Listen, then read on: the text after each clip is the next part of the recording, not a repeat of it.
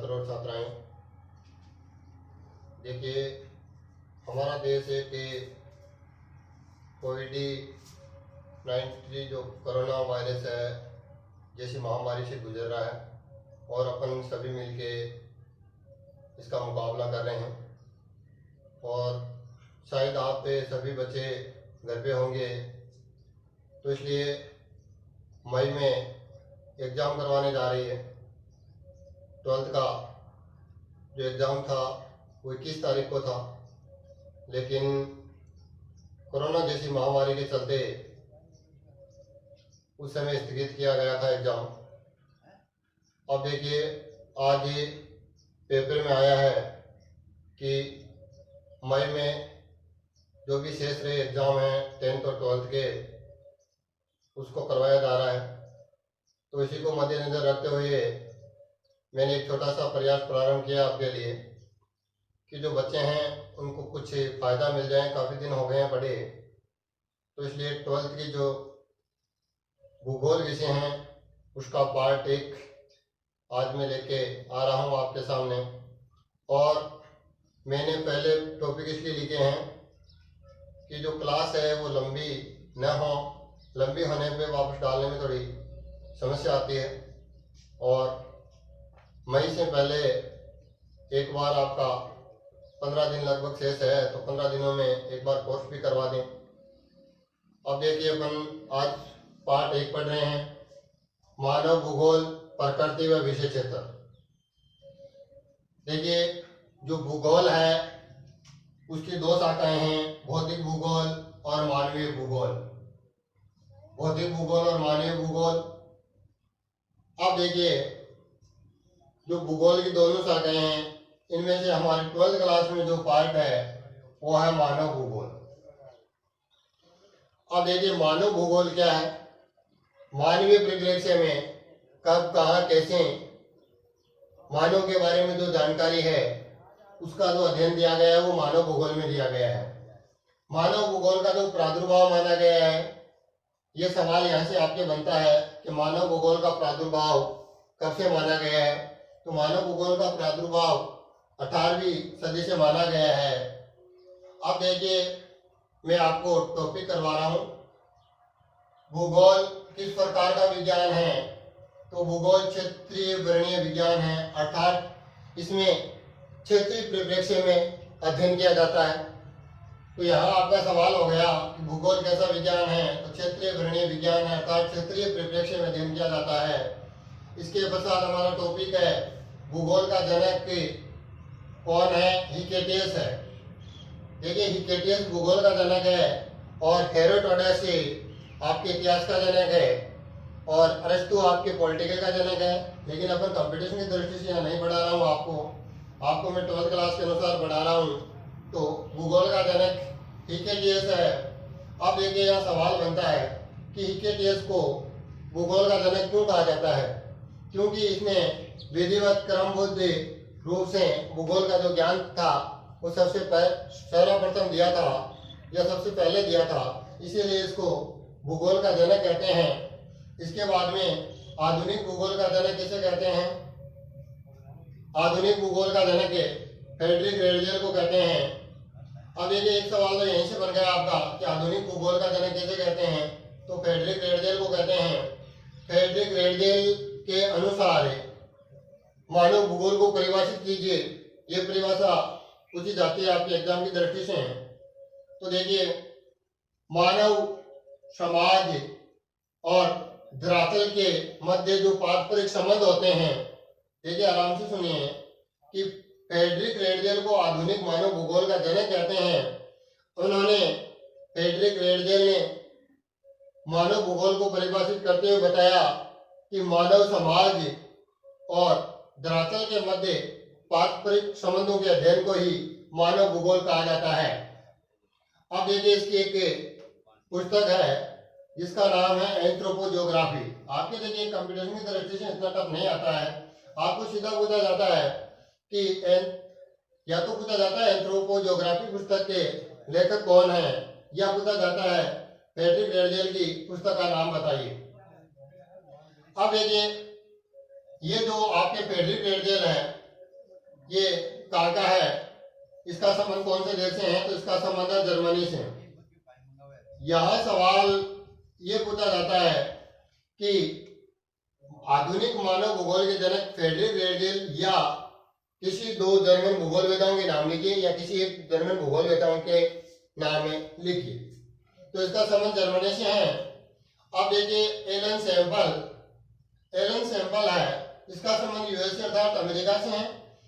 Elon sample एक चंचल है, अपन यहाँ से एक लगा सकते हैं याद करने के लिए कि एलन सैंपल बता रही है मानव भूगोल की परिभाषा कि चंचल मानव कैसा है, चंचल। और जब मानव चंचल होगा तो वो अस्थायी होगा, कैसा होगा, अस्थायी होगा। तो चंचल मानव और अस्थायी पृथ्वी, मानव कैसा है, चंचल। मानव चंचल है तो पृथ्वी कैसी है, अस्थायी। और यदि मानव चंचल है, पृथ्वी अस्थायी है, तो इसके मध्य जो संबंध होंगे वो कैसे होंगे, परिवर्तनशील होंगे। कैसे होंगे, परिवर्तनशील। संबंधों का जो अध्ययन है वही क्या कहलाता है, मानव भूगोल कहलाता है। अब देखिए विडाल डी लाप्लास के अनुसार परिभाषा, विडाल डी लाप्लास का जो संबंध है वो कौन से देश से है, फ्रांस से है। ये क्या बता रहा है, मानव भूगोल की परिभाषा professor Vidal de Laplace France का है। ये बताता है कि पृथ्वी और मानव के जो पारस्परिक संबंधों को एक नया विचार दिया जाता है। कौन सा विचार दिया जाता है, नया विचार दिया जाता है। और जो नया विचार मिलता है वही क्या है, मानव भूगोल है। ये किसके अनुसार है, प्रोफेसर विडाल डी लाप्लास के अनुसार है। तो प्रोफेसर विडाल डी लाप्लास के अनुसार परिभाषा देखिए, आराम से इसको याद करने की कोशिश कीजिए कि एक परिभाषा निश्चित आ जाती है एग्जाम में। विडाल डी लाप्लास के अनुसार मानव भूगोल को परिभाषित कीजिए, पृथ्वी और मानव के पारस्परिक संबंधों के मध्य जो एक नया विचार आता है उसे क्या कहते हैं, मानव भूगोल कहते हैं। इसका संबंध कौन से देश से है, फ्रांस से है।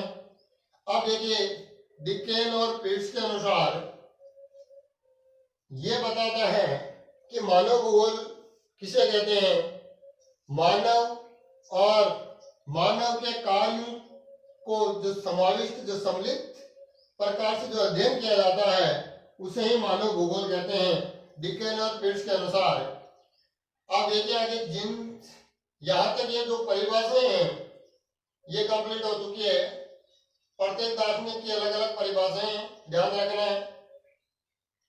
आधुनिक मानव भूगोल का जनक भी फ्रेडरिक रेडियल को कहते हैं। और फ्रेडरिक रेडियल के अनुसार जो परिभाषा है, मानव समाज और धरातल के मध्य के पारस्परिक संबंधों को मानव भूगोल कहते हैं, ये ध्यान रखना है। एलन सैंपल चंचल मानव और अस्थायी पृथ्वी, जब अस्थायी पृथ्वी होगी तो इसके संबंध भी कैसे होंगे, परिवर्तनशील संबंधों का अध्ययन क्या है, मानव भूगोल है। फिर विडाल डी लाप्लास के अनुसार इसका संबंध फ्रांस से है। यह बताता है पृथ्वी और मानव के जो संबंध होता है, जिनका अध्ययन करते हैं, इससे एक नया विचार मिलता है, यही क्या है, मानव भूगोल है। डिकेन और पीट्स के अनुसार मानव और मानव के कार्यों का जो समाविष्ट अध्ययन किया जाता है, शामिल करते हुए जो अध्ययन किया जाता है वही क्या है, मानव भूगोल है। अब देखिए नेक्स्ट टॉपिक आता है हमारा, अगले वाला टॉपिक आता है कि मानव भूगोल की प्रकृति कैसी है। मानव भूगोल की प्रकृति के अनुसार देखिए जिन ब्रंस के अनुसार मानव भूगोल की प्रकृति बताई गई है कि जिस प्रकार से अर्थशास्त्रों का संबंध कीमतों से है, जिस प्रकार अर्थशास्त्र का संबंध कीमतों से है, भूगर्भ शास्त्र का संबंध चट्टानों से है, वनस्पति शास्त्र का संबंध पौधों से है, उसी प्रकार से जो भूगोल है उसका संबंध है स्थान से है, कहाँ वह क्यों का संबंध का जो अध्ययन किया जाता है वो भूगोल में किया जाता है। तो ये हो गई आपकी मानव भूगोल की प्रकृति। इसका जो संबंध है कौन से देश से, ये फ्रांस से है। लेकिन आपके यहाँ सवाल बनता है कि मानव भूगोल की प्रकृति को स्पष्ट कीजिए। तो बिल्कुल साधारण है कि जिन पुरुष के अनुसार अर्थशास्त्र का संबंध है कीमतों से है, जिस प्रकार से भूगर्भ शास्त्र का संबंध है चट्टानों से है, वनस्पति शास्त्र का संबंध पौधों से है, उसी प्रकार से भूगोल का संबंध स्थान कहाँ व्यक्तियों से है। अब देखिए आगे का जो सवाल है आपके वो बनता है, हंटिंगटन ने मानव भूगोल को कितने भागों में वर्गीकृत किया है? तो भूगोल को 2 भागों में वर्गीकृत किया है, भौतिक दशाएं और मानवीय दशाएं। इसका जो संबंध है वो भी अमेरिका से है, इसका जो संबंध है वो भी अमेरिका से है। अब देखिए आगे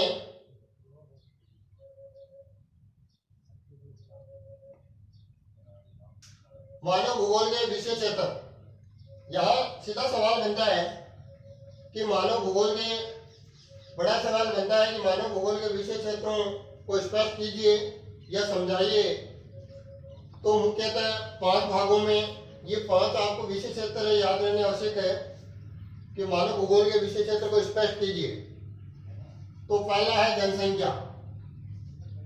देखिए जनसंख्या की यहाँ आपको परिभाषा नहीं लिखनी है, यहाँ आपको बताना है कि प्रवास अधिवास से जहाँ जनसंख्या निवास करती है इससे संबंधित जो अध्ययन किया जाता है वो है जनसंख्या।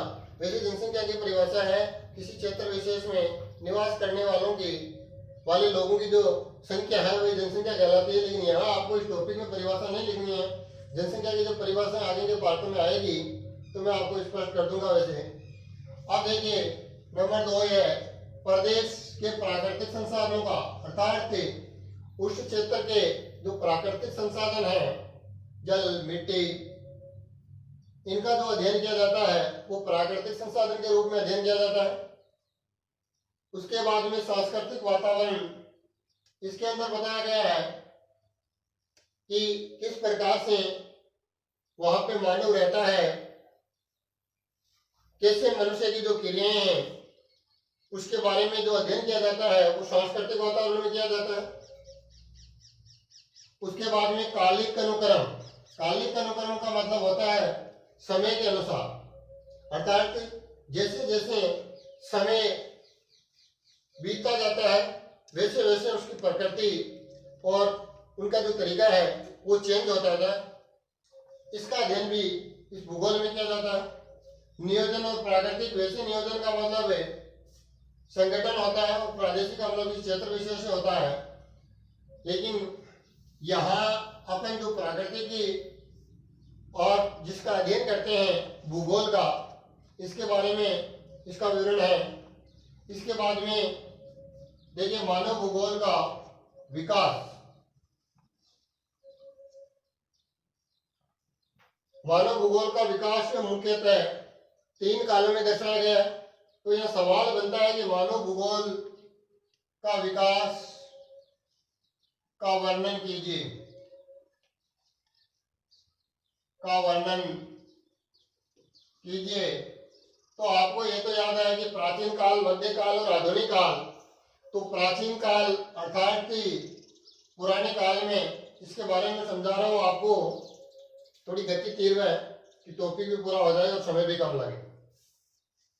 प्राचीन काल देखिए प्राचीन काल यानी पुराने समय में मानव पूर्णतः प्रकृति पर निर्भर रहता था। मानव पूर्णतः किस पर निर्भर रहता था? प्रकृति पर निर्भर रहता था।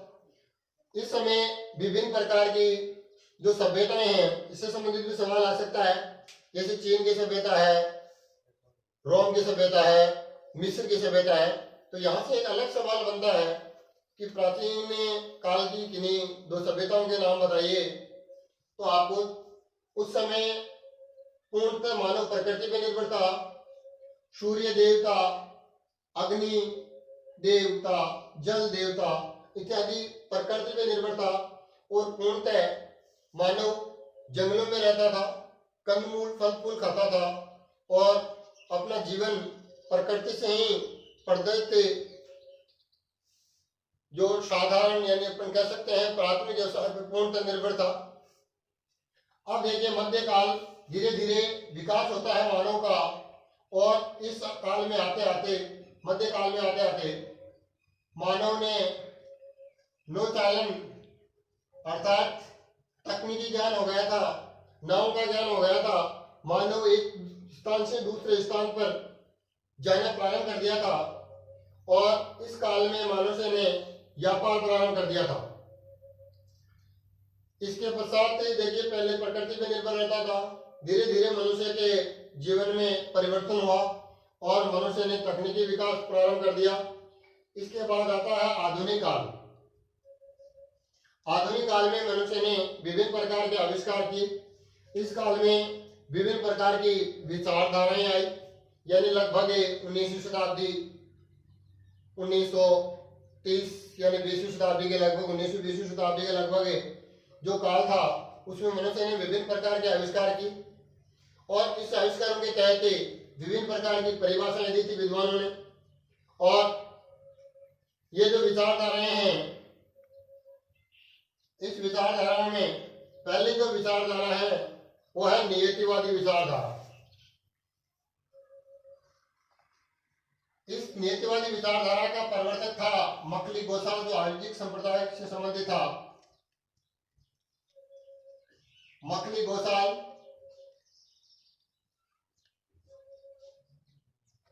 वैसे ये इससे संबंधित है, इतना नहीं दिया गया आपके गहराई में अभी कि नियतिवाद का प्रवर्तक मकली गोसाल को माना जाता था। अब समस्या यह आती है, यहाँ सवाल यह बनता है कि नियतिवादी विचारधारा को स्पष्ट कीजिए, यानी नियति विचारधारा क्या है। तो नियति विचारधारा को ध्यान में रखते हुए यह बताया गया है, इसको एक समझ याद रखना है कि इसमें प्रकृति को प्रभावशाली बताया गया है। देखिए नियतिवादी जिस प्रकार से मैंने यहाँ लिखे हैं उसी प्रकार से आपको लिखना है। नियतिवादी यानी पहले पूर्णतः प्रकृति पे निर्भर थे, पूर्णतः प्रकृति पे निर्भर थे, तो प्रभाव किसका रहेगा? प्रकृति का। मनुष्य निर्भर किस पे रहेगा? प्रकृति पे। यह विचारधारा है वो किस नाम से जानी जाती थी? नियतिवाद या नियतिवादी विचारधारा के नाम से जानी जाती थी। इसका जो प्रवर्तक या समर्थक है मकली गोसाल। अब देखिए जो आजीविक संप्रदाय से संबंधित है, आजीविक संप्रदाय से, अब देखिए संभववाद विचारधारा। मुख्यतः 3 विचारधाराएं हैं, नियतिवाद विचारधारा, संभववाद विचारधारा, नवनियतिवादी विचारधारा। लेकिन ये कभी नहीं पूछा गया आज तक सवाल कि किसी 3 विचारधाराओं के नाम लिखिए। ये नहीं आता सवाल कि 3 विचारधाराओं के नाम लिखिए। या तो यह आएगा कि संभववादी विचारधारा के प्रवर्तक का नाम लिखिए।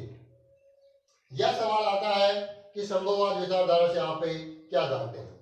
तो पहला जो है नियतिवाद विचारधारा।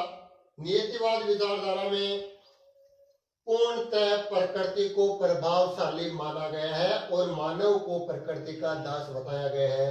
ऐसी विचारधारा नियतिवादी विचारधारा के नाम से जानी जाती है। इसके बाद में आता है संभववादी विचारधारा। संभववादी विचारधारा में यह है कि आपको ऐसा लगाना है कि संभावना है कि मनुष्य ने धीरे धीरे प्रकृति पे नियंत्रण स्थापित कर लिया था।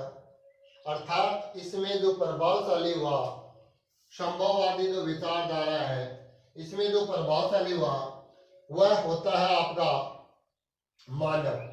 अर्थात प्रकृति इसमें क्या हो जाती है? दास। इसमें प्रकृति मानव की क्या है? दास है। और आज मानव ने ये जो विचारधारा है, इस विचारधारा में प्रभावशाली कौन होता है? मानव प्रभावशाली। अर्थात प्रकृति मानव की दास। जब मानव प्रभावशाली है तो प्रकृति क्या बन गई? मानव की दास। जबकि पहली जो विचारधारा है नियतिवाद विचारधारा या नियतिवादी विचारधारा, इसमें प्रकृति को प्रभावशाली बताया गया है, तो मानव प्रकृति का क्या हो गया? दास। इसमें मानव का दास बताया गया है।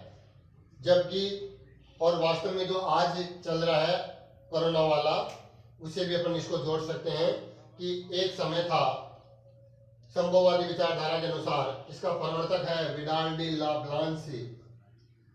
इनके अनुसार ये बताया गया था कि मानव प्रकृति पे नियंत्रण कर सकता है और प्रकृति मानव की क्या है, दास है।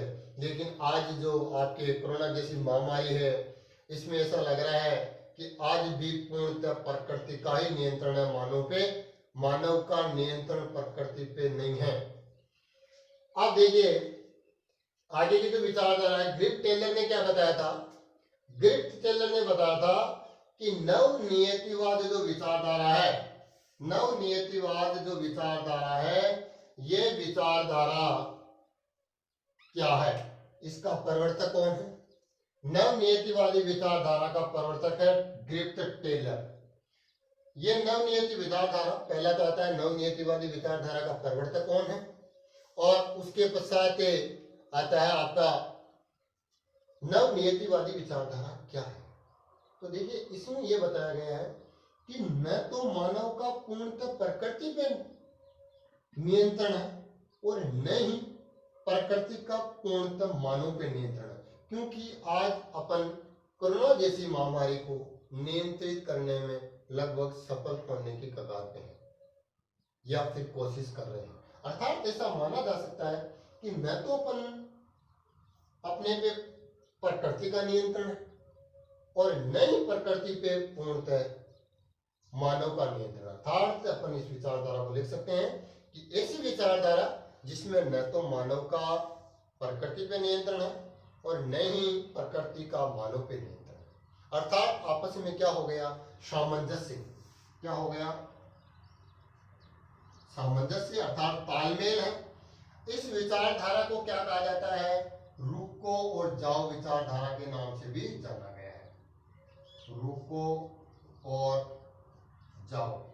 देखिए यहां एक शब्द आता है कि रुको और जाओ विचारधारा के प्रतिपादक या समर्थक कौन है, तो भी कौन है, ग्रिप्ट टेलर है, क्योंकि इसी विचारधारा को क्या कहते हैं, रुको और जाओ। ये सवाल आया हुआ है। अब देखिए तीन विचारधाराएं अलग से हैं। मानवतावादी विचारधारा किसे कहते हैं, अर्थात इसे मानव कल्याण विचारधारा के नाम से भी जानते हैं। मानव कल्याण विचारधारा के नाम से भी जानते हैं, अर्थात मनुष्य का सामाजिक रूप से आवास, शिक्षा इत्यादि के रूप से कल्याण हो, अर्थात से अपन इसको कह सकते हैं जिससे मानव को फायदा हो, भलाई हो। इसी विचारधारा को क्या कहते हैं, मानवतावादी विचारधारा कहा जाता है। इसके बाद में नेक्स्ट जो विचारधारा आती है हमारी आचरण परक विचारधारा। देखिए आचरण परक विचारधारा ऐसी विचारधारा जो मनुष्य आर्थिक स्वार्थ के लिए जो भी कार्य करता है उसमें पर्यावरण को मद्देनजर रखते हुए यदि कोई कार्य करता है तो ऐसी विचारधारा को आचरण परक विचारधारा के नाम से जाना जाता है। अब एक अलग विचारधारा तो होगी आपकी। अब एक यहां से अलग सवाल बनता है जो पूछा भी जाता है कि कोई दो या एक ब्रिटेन दार्शनिकों के नाम बताइए या अमेरिकी दार्शनिकों के नाम बताइए। तो अमेरिका के तो हो गए आपको, एलन सैम्पल भी अमेरिका की है और हंटिंगटन भी अमेरिका का है। इसके बाद में विडाल डी लाप्लास भी फ्रांस का है और जेन ब्रुन्स भी फ्रांस का है। अब आपके रह गया ब्रिटेन का। हर्बर्टसन का संबंध ब्रिटेन से है, मैकिंडर का संबंध ब्रिटेन से और रॉक्सबी का संबंध ब्रिटेन से। इसमें किसी एक या दो के नाम पूछे जाते हैं। अब देखिए अपन ने आज जो टॉपिक है उसको थोड़ा तीव्र गति से करवाया है मैंने। किसी टॉपिक में किसी प्रकार की कोई प्रॉब्लम हो आपके तो आप इनमें कमेंट करके भी पूछ सकते हैं। अच्छा रहेगा कमेंट करने वाला ही कि आप कमेंट करके पूछिए यदि किसी प्रकार की कोई समस्या है। और अपने जितने भी छात्र छात्राएं हैं उसको शेयर भी करें ताकि सभी को क्या हो, फायदा हो और हमारा एक छोटा सा सहयोग मिले। और एग्जाम अवश्य होगा और जो ये एग्जाम है पेपर लाना तरीका अंदर होगा। हाँ देखिए, एक बार मैं आपको बहुत तीव्र गति से इसका रिवीजन करवा देता हूं कि इसमें मोस्ट क्या क्या है। यहाँ आपको भूगोल की परिभाषा कि भूगोल शब्द किससे बना है, जियो शब्द से, ग्राफिन शब्द से बना है। जियो का अर्थ पृथ्वी है और ग्राफिन का अर्थ होता है वर्णन करना, अर्थात पृथ्वी का वर्णन करना। लेकिन आपको सवाल यहां से पूछे जाते हैं इसकी परिभाषा, मानव भूगोल के विशेष क्षेत्र, मानव भूगोल का विकास या फिर विचारधारा। पहला पार्ट बहुत छोटा पार्ट है और इसमें उसे आपके 2-3 नंबर के क्वेश्चन आते हैं, तो इसलिए आपको इस पार्ट को तैयार करना है अच्छे से। और यदि आपके इसमें समझ में नहीं आता है कोई भी, तो आप संपर्क कर सकते हैं। आज देखिए, आज वाले पेपर में आया हुआ है कि राजस्थान बोर्ड 10वीं 12वीं की परीक्षाएं 7 या 8 मई से प्रारंभ, 12 मार्च से 12वीं की 5 और 10वीं की 12 मार्च से प्रारंभ हुई थी, लेकिन लॉकडाउन के चलते सभी परीक्षाएं 20 मार्च को स्थगित कर दी गई थी। जल्दी जारी करने के लिए परिणाम जल्दी जारी करने के लिए अब तक हो चुकी परीक्षाओं की पुस्तिकाओं का मूल्यांकन कर रहा है। बोर्ड अध्यक्ष डीपी जारोली ने बताया कि स्थगित हुई परीक्षाएं लॉकडाउन खुलने के 3 दिन में प्रारंभ होगी और लॉकडाउन बताया जा रहा है आपको 3 मई को, कि 3 मई को लॉकडाउन खुल जाएगा। तो इसलिए ये पेपर देखिए, आज ही का है 18 अप्रैल 2020 का है, आज ही का पेपर है, तो इसमें ये सूचना है आपके लिए। इसके बाद यदि और भी किसी प्रकार की कोई प्रॉब्लम आती है आपके समक्ष से, तो आप 99 82 63 97 83 में कॉल कर सकते हो। लेकिन कॉल आपको